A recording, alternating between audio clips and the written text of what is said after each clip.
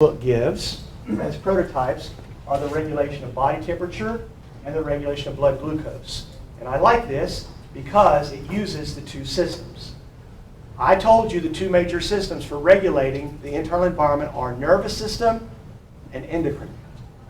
And so this is a great illustration of that.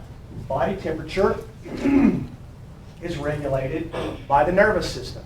What structure in your brain do you think monitors body temperature? You want to guess? The hypothalamus, exactly.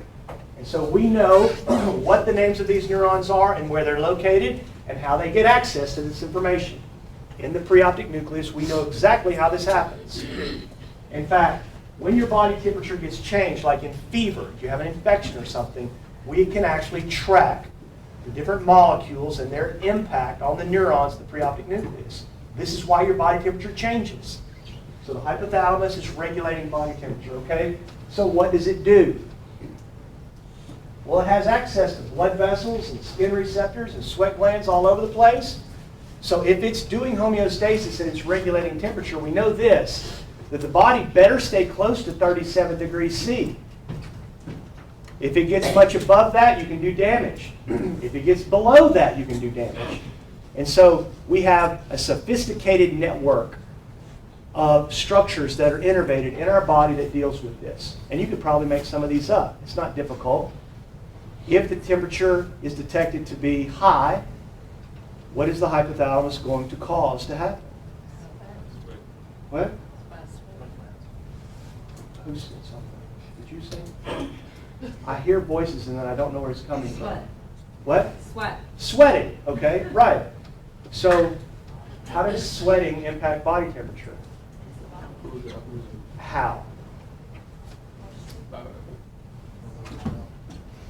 How does sweating cool you down? You never took it that far. Huh, interesting. Sweating, yes ma'am. When sweat evaporates, it lowers your skin temperature or body temperature. Yeah, so what happens when one molecule of water turns from liquid to gas? It takes with it heat energy. In kilojoules, about 4 kilojoules of heat energy go with it. So the evaporation process of the water actually takes heat off of the surface. So that's right, sweating does in fact cool us. Okay, what about blood vessel stuff? Okay, so blood vessels dilate. Where? So when you get hot, where does the blood go? If you looked at me, you look at me now, and I'm not uncomfortably warm, but if you looked at me, you would know he's uncomfortably warm. How would you know that? My color looks different, doesn't it? Right? My extremities, my hands and my feet and my face, you can see it. What has happened? There has been a redistribution of blood flow. This is an autonomic phenomenon to redistribute the blood flow, to pull the blood out of the core into the extremities so that you can cool it. Now what happens if I'm too cold? What happens to the blood flow when I'm cold? Tell me what happens to your hands and your feet when you're cold. Okay? It's more difficult in a cold environment to keep your hands warm. Why? Because the hypothalamus knows for you to survive, it better keep the internal temperature around 37. So it's going to pull that blood from the extremity into the core. And with less blood flow in your hands and feet, it's going to be harder to keep them warm. So these are just great illustrations for the homeostatic process using the hypothalamus. All right, now the second example here is blood glucose regulation. And I've got a bit more detail for you here. Over here I have a little diagram that I drew to show you the dramatic effect through time for a straight insulin injection on an individual. Normally when you ask people about sugar regulation, most people have some idea about what you're talking about. Why is that? If I said regulate blood sugar, what's the first thing that came to your mind? Diabetes. Diabetes. Most people know someone who is diabetic. The most common form of diabetes is called type 2 or adult onset, and that kind of diabetes can sometimes be prevented by changing lifestyle, losing weight, becoming more active, and there are reasons for that. The more significant, more dangerous kind of diabetes, I would argue, is the juvenile onset, which makes up less than 15% of the total diabetic cases. But most of us know somebody who's a type 1 diabetic. In this case, they can't regulate their sugar at all, and so they have to have insulin added to their system. This is a very dangerous health concern in the regulation of sugar. Now, what about this one? You would have known this as well. If I said, okay, what do you know about sugar regulation? You said diabetes, and then I'll follow that up with, what is the important chemical to regulate it? Then you would have said, what are the diabetics taking? Insulin. So most people come to me with that information. So insulin, as we will learn much more about its structure and function in January, when we're talking about hormones, I'm going to teach you exactly how insulin does what it does. But it is an extremely powerful hormone for several reasons. And so I want you guys to see up close here what kind of impact this hormone can have in terms of lowering blood sugar levels. A person who is diabetic, a type 1 diabetic, does have to be careful about the sequence of their lifestyle.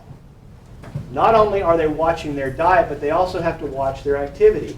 I had a very dear friend of mine when I was growing up. I was in high school. He was an all-state quarterback at Sulphur High School, where I grew up. He was retired in those days, and in the summer times, I was working some in the afternoons, and in the mornings a lot of time he would come by and get me. He was already retirement age at that point. He's been dead for several years now. He would come by and pick me up, and we would go play 9 holes of golf in the morning. He was a mentor to me, very dear friend. He was diabetic, and I didn't understand it in those days, what was going on. But I knew he had to take insulin. I knew he was taking an insulin shot. Well, on the days that we would play golf, as we would make our way around the golf course, when we would get around hole 4 or 5, he had lemon drops in his left front shirt pocket. And he would put a lemon drop in his mouth. And I wondered about that until finally one day I said, Mr. Crouch, isn't your diabetes a problem with your sugar being too high? That lemon drop is almost pure sugar. Why are you putting that in your mouth? He said, well, Wade, on most days that I don't play golf, I have an activity level and I take a certain amount of insulin. And so I do that every day the same way, but when we play golf, my activity level's higher. And so I burn more sugar, and so I have to actually give myself, because if I don't, by the time I get on the fairway on hole number 5, I'm hypoglycemic and I become trembling. So the hormone itself, the point here, is an extremely powerful hormone in the human body. And like I said, we're going to get a lot more information about that as we proceed. Today's information is, let's talk about the structures, right? Things you can never forget. Things about the human body that regulate homeostasis. So now you've got in your mind a few things. I know negative feedback is accomplished by the hypothalamus. And the hypothalamus can redistribute blood flow. And it does so by its influence in the autonomic nervous system. And I know that body temperature is regulated this way. And now I want to put the other system in play for you, the endocrine system, the hormone regulation system. As it turns out, there is a gland attached to your small intestine called the pancreas. And there are structures within that gland called the islets of Langerhans. And those structures produce two principal hormones, glucagon and insulin. These two hormones, glucagon and insulin, are the response that the pancreas makes to the changing sugar levels. So as the sugar levels go up in your body, the pancreas makes insulin. As the sugar levels go down in your body, the pancreas makes glucagon. Now, both of them impact a number of different cell types and a number of different functions, but just a smattering here. Insulin and glucagon can both influence sugar levels using these mechanisms, using these cells and these mechanisms. I'll just use insulin for you. You say insulin's a powerful hormone. What does it do to lower sugar? Well, it does two things primarily. Insulin causes sugar to be stored in the human body as glycogen, primarily in the liver and skeletal muscles. So glycogen is a sugar storage molecule. It is constructed whenever there is insulin around, and that mechanism is known. I can explain that mechanism from start to finish, and so will you in mid-January. So glycogen is a sort. Now, from what we learned about organic macromolecules, you learned that the number one monosaccharide that we will use to describe energy production is glucose. Yes? I said glucose, you said energy. That's right. Glycogen, as you already know, is a polymer of glucose. So your liver will store the glucose as glycogen in your liver in response to insulin. So that's one way the sugar levels are lowered. The other way is uptake mechanisms. As it turns out, your body really cannot burn sugar without insulin. Your body needs this hormone to burn it.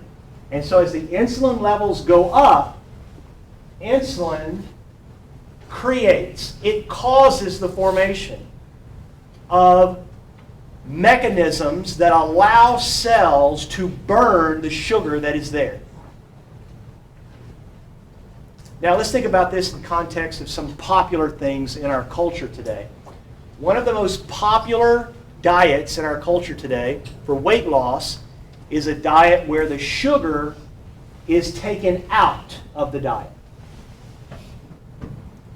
Now, I've taught you this, so walk with me. If I take sugar out of my diet, what organic macromolecule will the body choose to use its carbons of for energy? What? So we said this before. In skeletal muscle contraction, yeah? Do skeletal muscles like sugar better? Or do they like lipid better? Yeah. And why is that? Do you remember? I showed it to you. I said, look, carbon, carbon, carbon, carbon, carbon, carbon, carbon, carbon, carbon, carbon, right? If the production of energy is in the cutting of the bonds between the carbons, lipids have a lot more availability. So if your body does not have the sugar to burn, what does it burn? Fat. Exactly. And everybody thinks, woo, that's great. Okay. Well, don't get ahead of yourself. Yeah? Because I have much to say about that before we're done. I just want to bring it up here as an illustration. If you're not burning sugar, then you're burning lipids. So this very popular diet says, okay, take all the sugar out so that we will burn lipid exclusively.